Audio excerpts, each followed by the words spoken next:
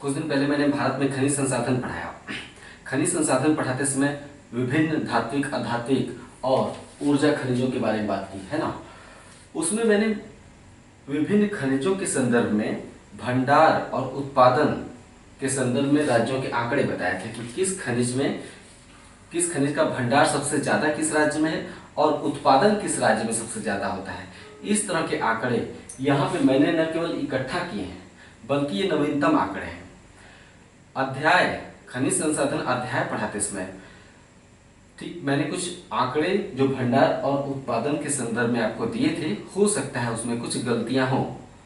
ऐसा मानते हुए आप इस लिस्ट को अलग पेज पर पूरा लिख लीजिए और अगर पुराने भंडार उत्पादन संबंधी जो पुराने आंकड़े हैं जो मैंने लिखवाए हैं उनसे अगर इनका विरोध हो तो आप इन्हें सही मानिएगा, उन्हें गलत मानिएगा, क्योंकि ये नवीनतम आंकड़े हैं। शुद्ध कर लीजिए एक तरह से, कहीं न कहीं 2-4 पॉइंट्स में अंतर हो सकते हैं।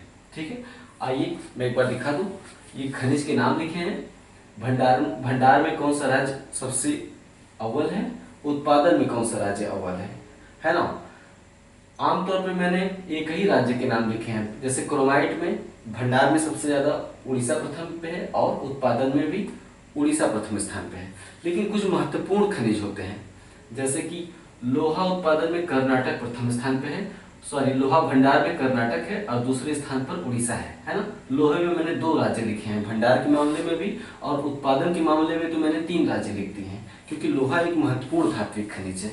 तो महत्वपूर्ण खनिजों मैंने 2-3 राज्य लिख दिए हैं, जैसे कि कोयला मैंने 3-3 राज्यों के नाम लिखे हैं, भंडार में भी और उत्पादन में भी। लेकिन जो सामान्य खनिज है उसमें मैंने सिर्फ एक एक राज्यों के नाम लिखे हैं। ऐसा इसलिए क्योंकि परीक्षाओं की प्रकृति को समझते हुए मैंने ऐसा किया है।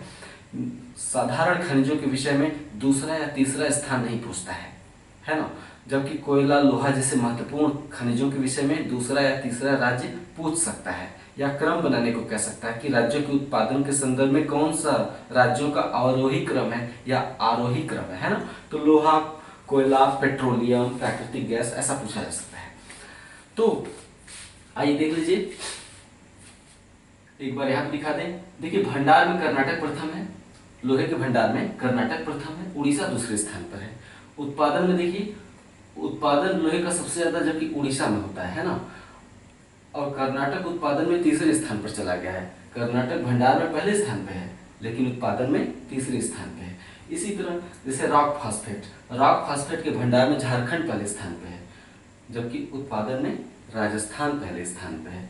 मैग्नीज, जब मैं मैग्नीज पढ़ा रहा था खनिज संसाधन अध्याय में, तो वहां पे मैंने बताया है कि मैग्नीज के भंडार और उत्पादन दोनों में उड़ीसा प्रथम स्थान पे है। लेकिन वो पुराने आंकड़े हैं, नए आंकड़े बदल गए हैं। उड़ीसा भंडार में तो पहले स्थान पे है लेकिन उत्पादन में महाराष्ट्र पहले स्थान पे आ गया है। मैग्नीज के उत्पादन में महाराष्ट्र पहले स्थान पे आ गया। ओके, तो इस तरह से इसे आप लिख लीजिएगा। ईंधन खनिजों की ये है धात्विक खनिज। ठीक है, यहाँ पे 4 ईंधन खनिजों के बारे में लिखा है, कोयला, लिग्नाइट, कच्चा तेल, प्राकृतिक गैस। आइए कच्चे तेल को थोड़ा समझा दें।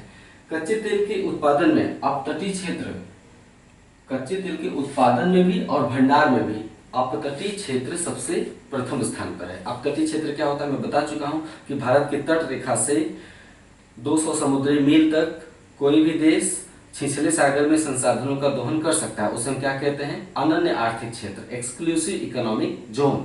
200 समुद्री मील तक समुद्र में, तट रेखा से 200 समुद्री मील तक। वास्तव में वही किसी देश का अपतटीय क्षेत्र होता है।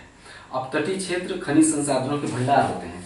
तो भारत में कच्चा तेल मतलब पेट्रोलियम के उत्पादन और भंडार में अपतटीय क्षेत्र प्रथम स्थान पर है। गौर करने वाली बात है कि पेट्रोलियम के भंडार में राज्यों में गुजरात प्रथम स्थान पे, यानी अपतटीय क्षेत्र के बाद गुजरात का स्थान है। तो गुजरात राज्यों में प्रथम स्थान पे हुआ ना, तो गुजरात राज्यों में भंडार में प्रथम स्थान पे है। लेकिन उत्पादन में गुजरात प्रथम स्थान पे नहीं है, राजस्थान प्रथम स्थान पे है। आपने पढ़ा होगा पत्रिकाओं में कि वर्ष 2009 में उत्पादन शुरू हो गया था। राजस्थान के मंगला, ऐश्वर्य, भाग्यम तेल क्षेत्रों की खोज हुई थी, है ना। लंदन की केयर्न एनर्जी भारत की ओएनजीसी के साथ मिलकर राजस्थान में तेल क्षेत्रों की खोज की थी और फिर वहां से उत्पादन शुरू हो गया। ऐसे कौन से राजस्थान के 3 तेल क्षेत्र थे, मंगला, ऐश्वर्यम और भाग्यम। मैंने वहाँ पे पेट्रोलियम बताना भूल गया था, इसे नोट कर लीजिएगा। ठीक है, तो यहाँ पे देखिए कच्चे तेल के भंडार में गुजरात प्रथम स्थान पे है राज्यों में, लेकिन उत्पादन में अब राजस्थान प्रथम स्थान पे आ चुका है। तो कच्चा तेल हो चाहे प्राकृतिक गैस, दोनों के भंडार और उत्पादन में अपतटीय क्षेत्र हमेशा प्रथम स्थान पर रहा है। भंडार और उत्पादन में चाहे कच्चा तेल हो या प्राकृतिक गैस, क्योंकि प्राकृतिक गैस वही पाया जाता है या कच्चा तेल पाया जाता है ना। तो दोनों के भंडार उत्पादन अपतटीय क्षेत्र प्रथम स्थान पे है, लेकिन प्राकृतिक गैस के उत्पादन में राज्यों में असम पहले स्थान पे है। अपतटीय क्षेत्र के बाद असम का स्थान है प्राकृतिक गैस के उत्पादन में। कुछ आंकड़े यहाँ भी हैं जो कि बदले हुए हैं। जो खनिज उत्पादन होता है उसका एक मूल्य होता है ना। तो खनिज धात्विक होते हैं, अधात्विक होते हैं, ईंधन खनिज है। किस खनिज का मूल्य ज्यादा है उसको भी हम आंकड़े बनाकर याद कर लेते हैं। तो देश में कुल खनिज उत्पादन जो मूल्य होता है, ओके, कुल खनिज उत्पादन मूल्य में 69% हिस्सा ईंधन खनिजों का है।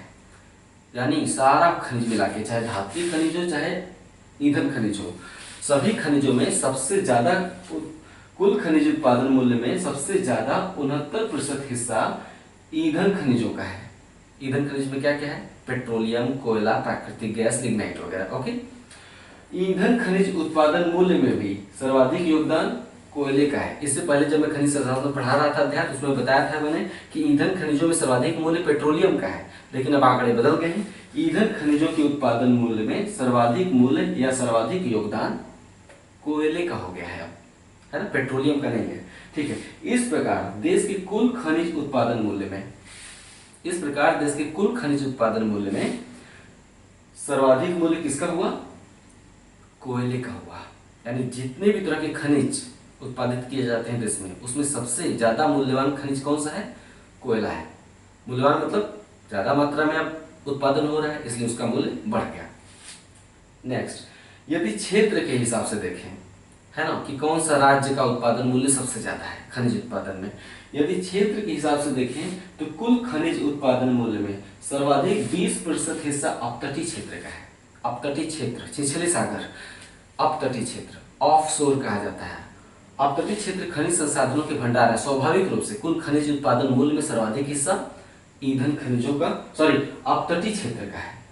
यानी देश के किसी भी राज्य की तुलना में अगर देखें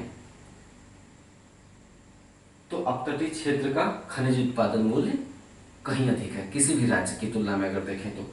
भारत के राज्यों में अगर देखा जाए, भारत के राज्यों में खनिज मूल्य की दृष्टि से राजस्थान प्रथम स्थान पे है। इसके पहले जब मैं खनिज संसाधन पढ़ा रहा था तो पहले ही वीडियो मैंने बताया था कि भारत के राज्यों में खनिज उत्पादन मूल्य की दृष्टि से उड़ीसा प्रथम स्थान पे है। मैंने वो गलत बोल दिया था, वो पुराने आंकड़े थे। नए आंकड़े हैं कि भारत के राज्यों में खनिज उत्पादन मूल्य की दृष्टि से राजस्थान प्रथम स्थान पे है। राजस्थान में क्या क्या होता है?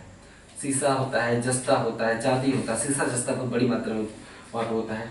उसके अलावा बहुत से छोटे छोटे खनिज, चूना पत्थर हो गया, है ना। सीमेंट उद्योग में कौन सा खनिज इस्तेमाल में आता है हमको याद नहीं आ रहा है।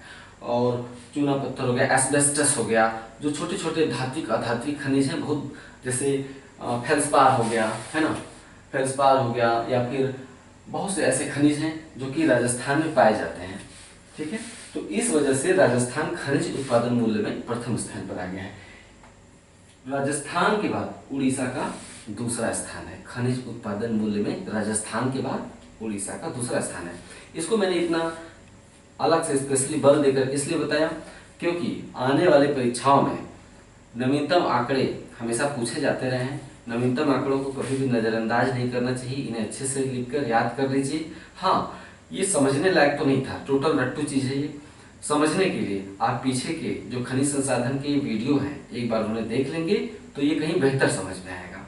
ठीक है, और ये आंकड़े महत्वपूर्ण हैं इसलिए मैंने आपको दे दिए, इसे आप लिख लीजिएगा। नमस्कार।